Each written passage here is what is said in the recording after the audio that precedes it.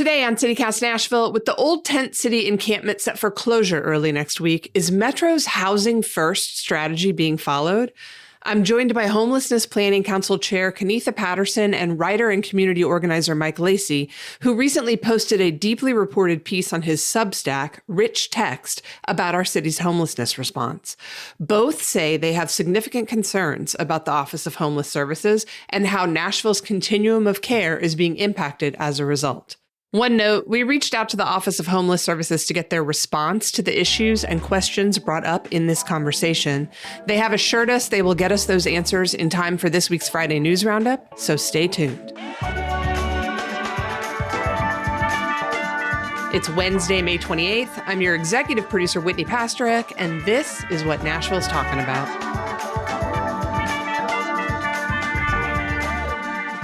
Kenetha, I'd like to start with you.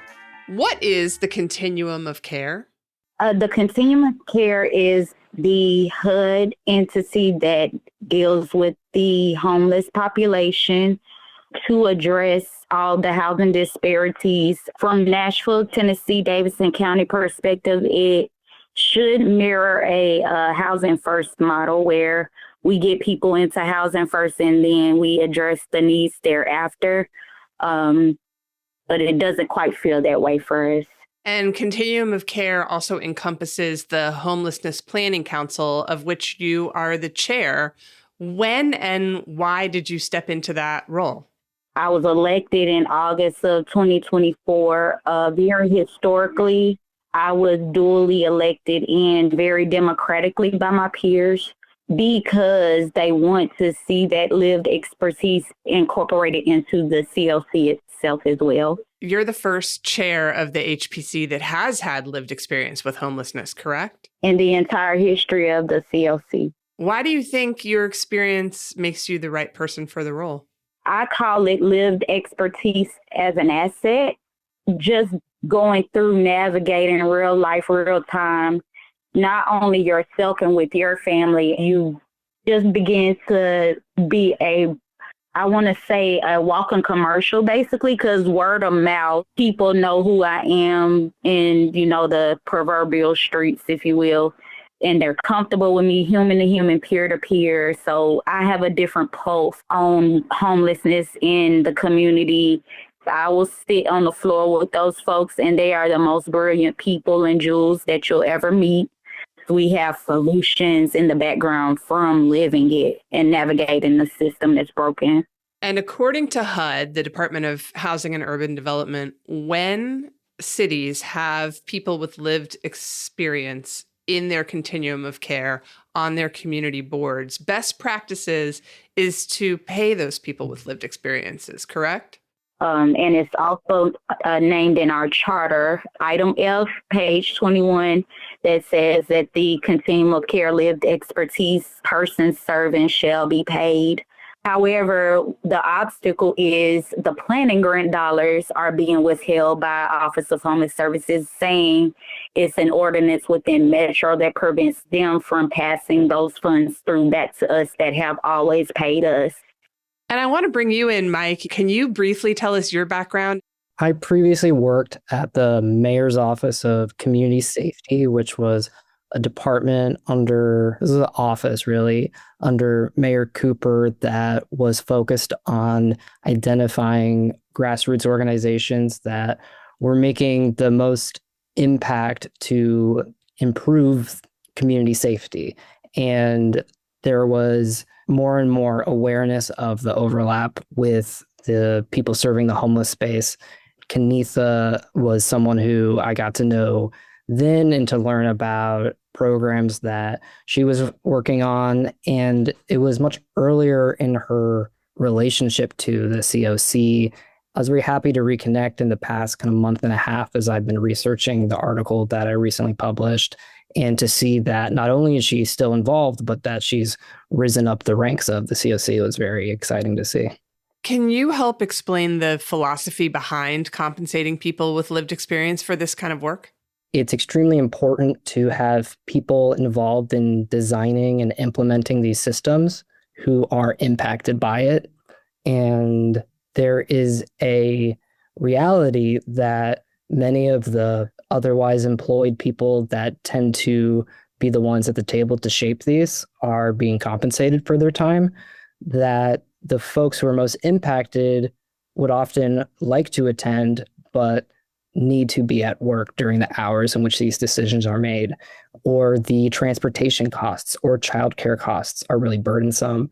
So there's definitely an equity aspect to it, that no one's labor should be considered as just a free commodity of systems. But Metro has decided that, according to its own rules, not state laws, but its own rules, that it's not going to allow that. So the way this is all supposed to work in an ideal world is that, Kenitha, you're there as chair of the Homelessness Planning Council. You and the rest of the continuum of care are supposed to be informing the work of our Office of Homeless Services, especially towards the Housing First model. Yes, ma'am. What does a Housing First policy really mean? There's a few key points to its approach. The kind of like talking points are housing as a human right, respect and compassion, client choice and harm reduction, separation of housing from services, and ongoing support as needed. In the Nashville lead up to its implementation, we had consultants here who would talk about how to present this program, this modality of bringing services online as Housing First, as not housing only, but housing and. One critique of many that you could have on the implementation of it here in Nashville is that the services haven't really been coming online, and the housing to speak of is temporary. What options does the city have for housing, for example, when they're closing an encampment like Old Tent City? The people at Old Tent City are being offered to enter into the Roadway Inn at 95 Wallace, which is a converted one-star motel that has services provided there. They were initially supposed to be delivered by the Salvation Army, but that contract actually did not list them as delivering those services at all, so it fell apart.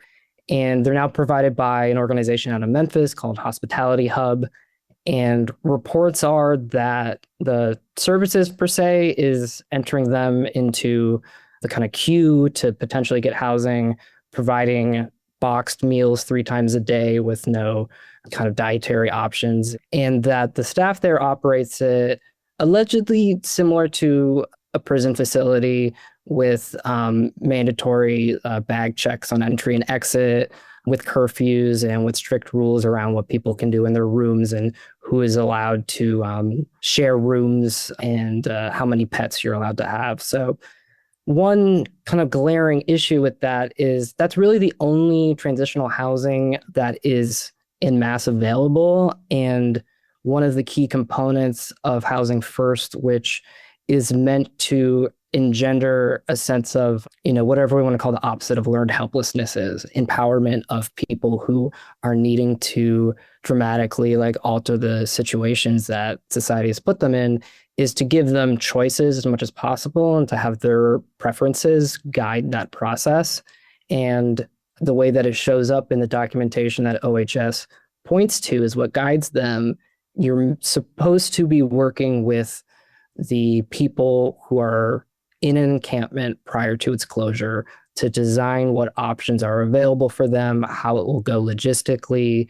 But there was no engagement, and as is the stated policy from the director, April Calvin, keeping the time and location of camp closures is a secret. They say that it is for trauma-informed reasons, but it is against the very HUD design best practices that they champion and flies fairly obviously counter to any housing best practices that are there. So that, amongst other things, leads you to wonder, what exactly is the sort of underlying philosophy and MO behind a lot of the ways that they operate if it's not aligned with the Housing First principles that they champion. On your Substack, you wrote a lengthy post about this, citing a lot of research and sources, and you titled it Housing Last, the Roadway, RODEWAY, to Nowhere. Kenitha, have you been out to the roadway in your time in community? So no, but I do have one of our executive leaders that came from that location, from Brookmead closing. I would love to be down there and be able to be involved very heavily with the work that's going on with Old Tent City, but it just becomes the deficit of not being paid where I'm not able to get transportation to wherever I need to be in the city. I feel like I'm mandated to the truth with this position. I came in with the tagline transparency and no harm, and I'm very, very serious to that. But it's just been a lot of, behind the scenes type of stuff that has been happening that causes delays in helping the actual people, and we want that to stop and just be able to be barrier free and do the work.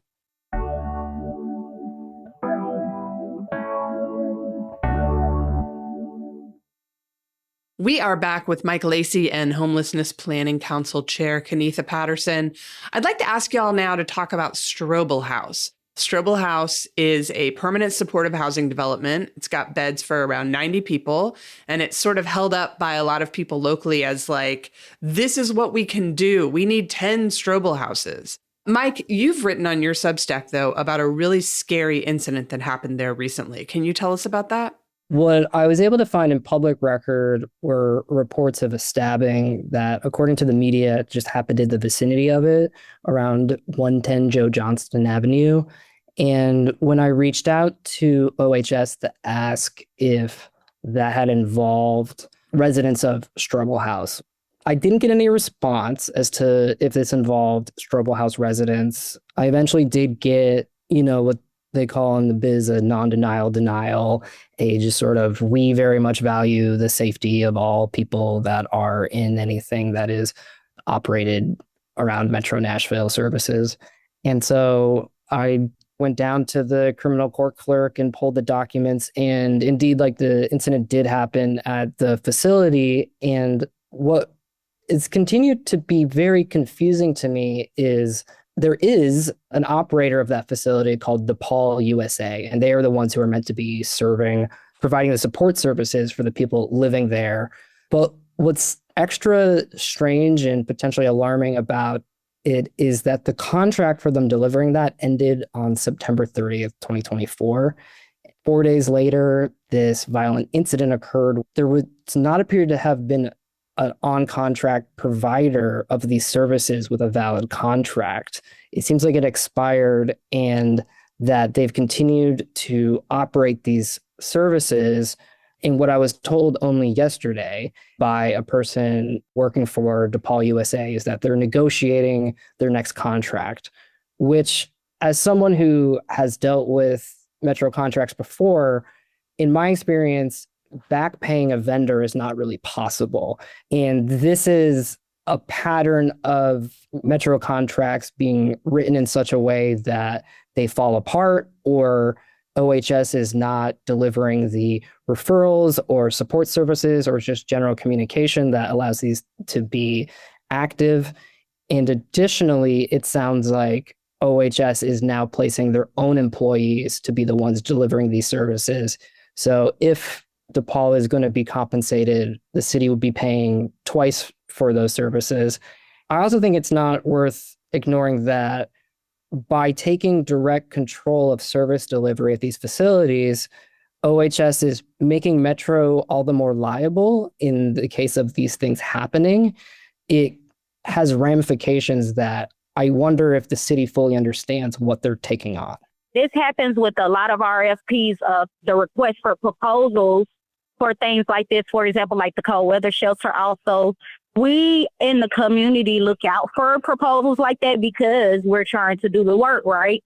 And so never do we really see these proposals go out, and we'll hear back from OHS saying, oh, we casted the net wide locally, so we had to go outside to find these people, and here pops up DePaul USA, and to do Strobel House, when really it was people locally that wanted to be involved with that, but we never have the opportunity to plug in to be the ones to provide services. It's always some way to skip over us. We've talked a lot in this conversation about OHS, the Office of Homeless Services. Let's get into that. So this is a relatively new department within Metro. It was actually proposed by then council member Freddie O'Connell, who's now the mayor, and it launched back in 2023 as a replacement for what was at the time the Metro Homeless Impact Division, or MHID. So the director is April Calvin. Could you talk to me about your relationship with her, Kenitha? How do you feel she's performing in her role as the head of this fairly recently created department? It has not been a good partnership, unfortunately. And if we look back at MHID, we can see how that transition right into OHS, nothing has changed but the name. Mike, you were in Metro when there was still Homeless Impact Division. How would you rate this switch to OHS, and what changes, if any, have you seen? I think it is really helpful to take a step back and ask what kind of outcomes we're looking for from an agency like this and who is able to set those priorities. A lot of my article did discuss the current director, and I think that there are very meaningful things to unpack when it comes to personal philosophy of approaching the unhoused population. And it gets to the core of things like Housing First, where you put the agency in the people that you're trying to serve rather than having a kind of paternalistic view of what is best for them. But I also don't want too much attention to be drawn to individuals who are currently in these positions, and really ask us to look at historically how we've gotten to this and how this agency, for its flaws, is delivering in many ways on the ambitions of a very expensive $750,000 consultant report that was generated by the Cooper administration under Kristen Wilson's purview, which identified goals such as reducing the size of the Homeless Planning Council and having more concerted emphasis on how to enact a homeless encampment closing program. There is I think, pretty fair interpretation of what's happening as using the right language to try to deter criticism, to get rid of the most visible evidences of homelessness in our city without really addressing the underlying causes. What we're seeing is a department that is overstepping its role in a continuum of care, which by Metro definition is supposed to be an independent organization of public groups. The HPC is meant to just be governing a group which is larger than it itself. Kenitha, what do you view as the role of the HPC? You're made up of people that are supposed to govern the continuum of care. Office of Homeless Services should be following whatever the continuum of care is. Is that correct? Is that the way this tracks? Correct. They are the support staff, and what is housed underneath them is the HMIS system, which is the Homeless Management Information System. And then Coordinated Entry, also Low Barrier Housing Collective is under them as well. But they're only supposed to be support staff to us. But it feels like, to be honest, in my very own opinion, and nobody else said this with me, I feel like April Calvin has been operating as the chair of the Homeless Planning Council. I don't know. It's always felt like that since day one as chair, that it's such a combat of, we don't want you in this position, and a lot of more things happen, but I'll leave those nameless right now. But the tension of, we don't want to relinquish power over to lived expertise. And so we are being stripped of that power by what is taking place in the background and the bureaucracy of it. And I know that other people who are on the HPC are some of our service providers. So that includes Open Table Nashville. Do you think any of them are having the kind of success that they would want in getting the support they need from OHS? I think that there has been a lot of documented friction between these organizations. A thing that I've requested is for ones that actually have a contract I've requested some public records to see how many of those invoices have been paid. I'll say, as someone that like oversaw grants through Metro, government finance is not always the most efficient, but there is a through line that it sounds as if there is a perception of service providers as an obstacle to be overcome to achieve the outcomes of the Office of Homeless Services. And what are those outcomes? That's a great question. I mean, where a lot of the friction shows up is service providers discussing how do we work with the residents of places like Old Tent City to give them confidence of where they're going to wind up, what services they'll be entitled to, what their options are. And when those questions are posed, as for example, there was a committee meeting last week where it was asked, what happens if people don't leave? What happens on June 3rd, the day after Old Tent City is supposed to be formally closed? Will MNPD, will the Tennessee Highway Patrol be there? Will there be arrests? The criminalization of what's called felony camping has only increased in the past few years. And if you have a pre-existing arrest on record, you could be in prison for up to 6 years for camping on public ground when you're not supposed to. And the reaction from OHS leadership was, it's unfortunate that service providers are lying to residents and telling them that they don't actually need to leave. That is what I've heard on recordings of meetings as well, is there's a perception of Open Table Nashville is especially like seen as being anathema to OHS ambitions. And I've had a city council member tell me that she believes that these organizations are financially incentivized to not help unhoused people because their organizations will stop getting funding, and that they are subverting plans to do these encampments that would otherwise be going swimmingly so that they can stay in business. Okay. I'm going to try to sum all of this up really quick. Good luck. Not that that's possible. This is a lot. And I know that our listeners at home are wanting to make sense of all of this. Let me try and sum it up, and y'all can tell me if it's right. Okay. Yes, ma'am. Office of Homeless Services comes online 2023. April Calvin is the director, and its mandate was to work towards this housing first model to help people experiencing homelessness in Nashville transition into not just temporary, but permanent supportive housing. That's correct. Yeah. All right. The Continuum of Care, which is the community board that oversees the continuum of care, because the continuum of care is like a group of people and also a process. The continuum of care has been working to try and bring in more voices like yours, Kenitha, for example, people with lived experience. And you were initially being paid to express your experience with homelessness and provide your wisdom. And now you are not. Correct. Service providers who have been working inside and outside of Metro throughout all of this have been experiencing frustrations with OHS. And the response from OHS seems to be one of, they're just mad at us. We're not doing anything wrong. It's actually the flip of, what's happening. It's like they mirror it and project it back to us, that we're just disgruntled or this is not the case for anybody. Yeah, there's a lot of framing of these concerns where if what is being asked is for clear metrics, clear guidance, clear pointing to how this aligns with process, what seems to be returned back is a reaction to who is asking it, assertions of why they're asking it, and rarely, if ever, any engagement with the content of those concerns. Okay.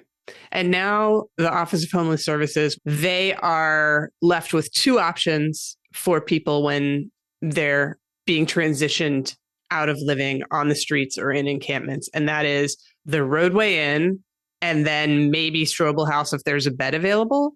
Well, what they'll offer is essentially the same route that anyone who enters into the coordinated entry system is there are units that people can move into if they have a voucher, but there is no backlog of open ones. And there are units that were about to come online or did come online, that actually appear to be not becoming available for people like Old Tent City residents. In fact, Halliday Ventures, who has this place at Shelby House, is giving the money back that they were loaned by Metro to provide 14 units of housing for residents like this because of what they say is lack of support from OHS.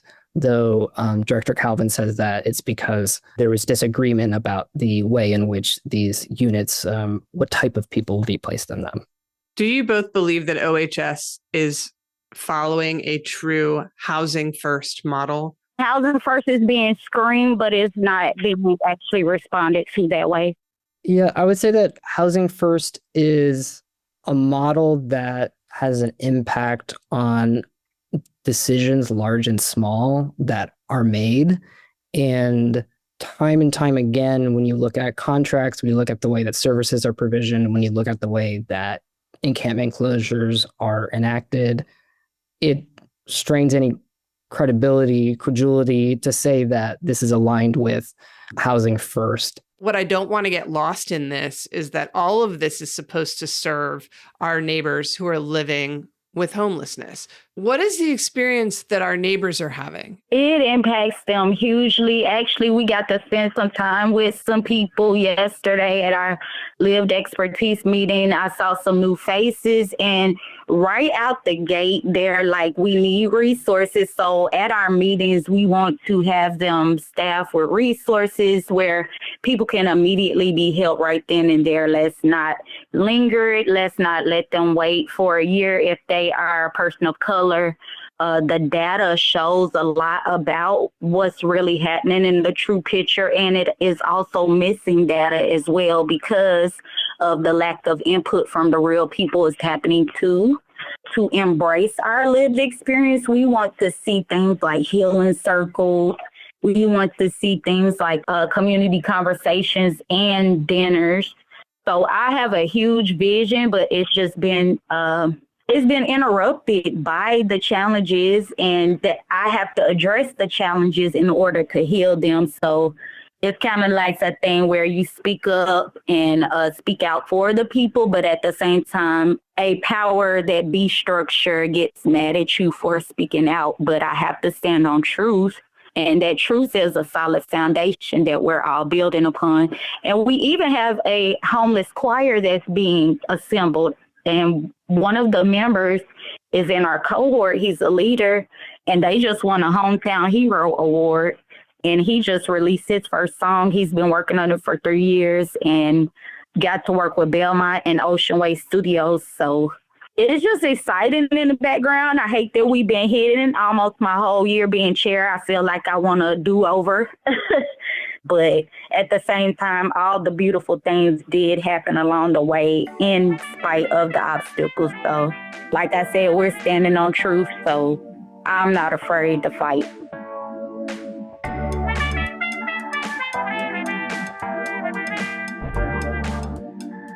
That's all for today here on CityCast Nashville. If you want to go deeper, we've put a link to Mike's Substack post in our show notes. And obviously, if we hear back from the Office of Homeless Services, we'll let you know in a future episode.